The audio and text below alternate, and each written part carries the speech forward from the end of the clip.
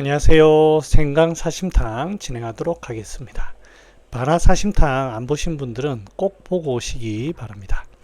자, 상한 한 출에 해지 후 위중불화 경 건해 식취 혀파유 수기 복중뇌명 하지자 생강사심탕 주지라. 상한에 땀이 났는데 땀이 나서 그거를 병이 풀어졌어요. 그 뒤에 풀어졌기 때문에 이래 됐는지 아니면은 풀고 나서 한참 있다가 이래 됐는지 그건 잘 모르겠어요.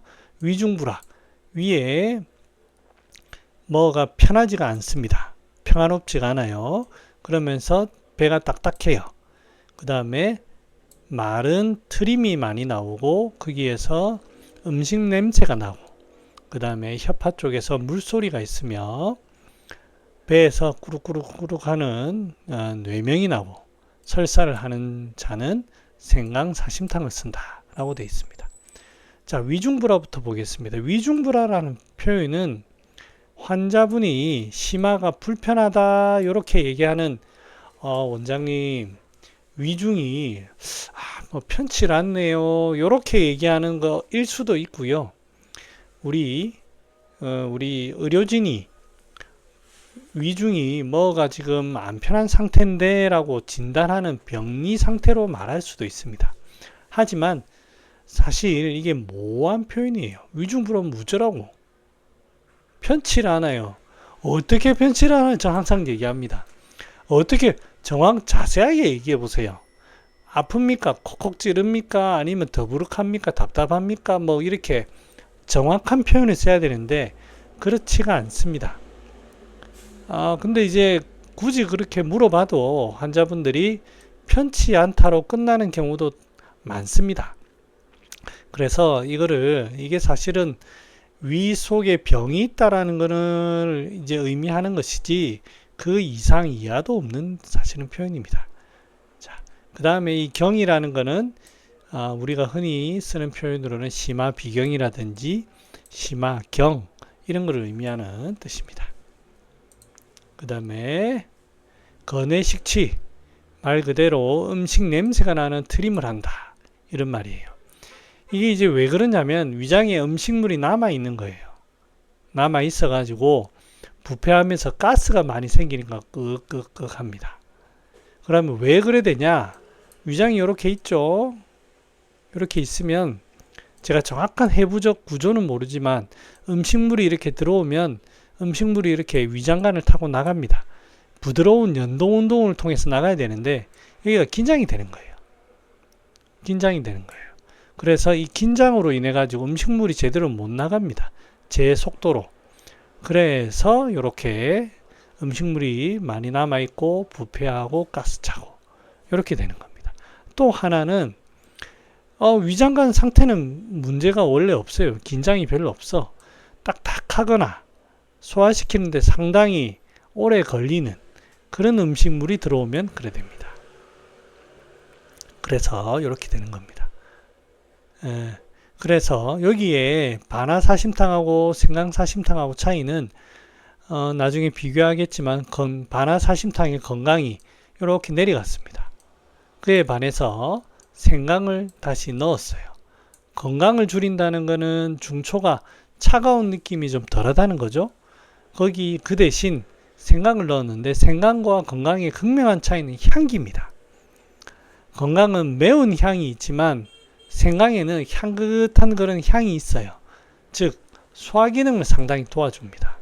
여러분들 생강차 먹어보면 되게 배고픕니다. 그래서 생강 사심탕의 그 차이는 소화를 시키는 거에 차이가 있습니다. 소화를 빨리 시켜야 하니 건강보다는 생강을 쓴 것 같아요. 자, 여기서 한번 볼까요? 트림. 상한론에서 트림을 많이 한다. 이거를 아까 저는 이제 현대적인 의미로 해석을 했고 기릭남의 선생은 어떻게 했냐면 애기는 혈기가 심하에 박하여 심하에 딱 여기 심화 부분에 딱 원래 박이라는 핍박됐다. 이게 몰려가지고 음식이 불하하지 못하는 거, 하강하지 못하는 거, 하강하지 못하는 거. 이게 딱 맺혀 있다는 말입니다. 이렇게 혈기가 이런 표현을 씁니다. 그런데 하지만 뭐 무슨 의미인지는 아시겠죠? 여기 계속 맺혀 있으니까 꺽 하면서 올라가는 거예요. 여기에 쓰이는 처방이 두 가지가 있습니다. 사간론에는 인삼바나 생강을 쓰는 생강사심탕, 선복대자석탕, 대자석탕 이 두 가지를 씁니다. 그 외에도 이거를 응용해서 쓰면 됩니다. 틀리면 더럽죠. 더러워. 이 찌꺼기입니다. 찌꺼기. 위에 생기는 찌꺼기. 기체. 그래서 바나가 군제입니다. 그래서 요걸 가지고 응용해서 쓰시면 되겠어요. 그 다음에 요거와 상관은 없는데 하는 김에 한번 같이 해볼게요. 딸꾹질입니다. 이 표현을 보면 딸꾹질은 이렇게 하는 거잖아요. 얼은 수기가 박하는 증이다. 거기 심하에 아까는 혈기가 있다라고 했고 여기에는 수기가 있다라는 거예요. 아마 이제 그 차이가 여기는 수기라는 거는 이제 실제 물이죠. 물의 기운이 있는 거고 혈기라는 건 어떤 스별 열을 뜻하는 것 같아요. 열을. 그래서 이제 황금을 쓰느냐, 대자석, 선복화 이런 걸 쓰는 거 하고 얼은 기체를 푸는 게 우선입니다. 그래서 바나라든지 귤피라든지 이런 걸 씁니다. 그래서 얼은 수기가 박하는 증이다. 그러므로 얼하거나 혹은 얼하면서 복만 하는 것이 그 전후에 있다.